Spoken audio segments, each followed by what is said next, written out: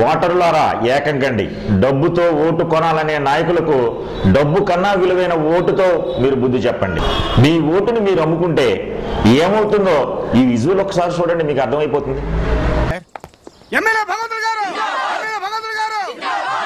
నమస్కారం బాబు. నమస్కారం అండి. అయ్యా తమరు ఎమ్మెల్యే అయిపోయారు, ఇక మా అందరి కష్టాలు తీరిపోయినట్టే బాబు. అదే కాగితాలు ఇటువంటి ఇటువంటి. అయ్యా మా బస్తీలో చికెన్ గున్యా ఉంది, మలేరియా ఉంది, కలరా ఉంది, రోడ్లు లేవు, కరెంట్ లేదు, వాటర్ ప్రాబ్లం. అవునయ్యా. ఇవన్నీ 3 నెలల్లో పూర్తి చేస్తాను. వెళ్ళి 80 లక్షలు పడరా. 80 లక్షలా? దేనికయ్యా? ఈ పనులన్నీ చేయించడానికి. ఈ పనులన్నీ చేయించడానికి గవర్నమెంట్ ఉంది కదయ్యా. మరి నేను గవర్నమెంట్ కి చెప్తేనే కదా నా పనులు అయ్యేది. నేను గవర్నమెంట్ కి చెప్పడానికి నాకు అయ్యే ఫీజు 80 లక్షలు. మీరు ఎమ్మెల్యే అయ్యుండి ఇంత డైరెక్ట్ గా లంచం అడుగుతారా? మేము ఫ్రీగా సేవ చేయడానికి మీరు ఫ్రీగా ఓట్లేసారా? మీరు మాత్రం డబ్బులు తీసుకుని ఓట్లేస్తారు, మేము మాత్రం ఊరికనే సేవ చేసి పెట్టాలి. మీకు డబ్బులు సారా ప్యాకెట్లు ముఖ్యమా, మంచి ఎమ్మెల్యే ముఖ్యమా? ఏలం పాటలో పడితే మాకు డబ్బు ఇవ్వండి, ఎవడెక్కువ డబ్బులు ఇస్తే వాళ్ళకే ఓట్లేస్తారు. మీరు డబ్బులకు ఓట్లు అమ్ముకోవడం ఎప్పుడు మొదలు పెట్టారో అప్పుడే ప్రజలకి ఎమ్మెల్యేలకి మధ్య ప్రజా సంబంధాలు పోయి వ్యాపార సంబంధాలు మొదలయ్యాయి.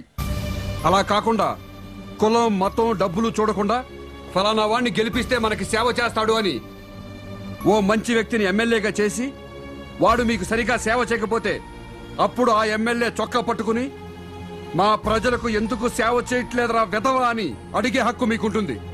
అలా కాకుండా మీరు నోట్లకి సారా ప్యాకెట్లకి చీరలకి అమ్ముడైనంత కాలం నాలాంటి లంచం తీసుకునే ఎమ్మెల్యేలు పుట్టుకొస్తారా? వెళ్ళండి. ఇటువంటి దౌర్భాగ్య స్థితి మనకు అవసరమా?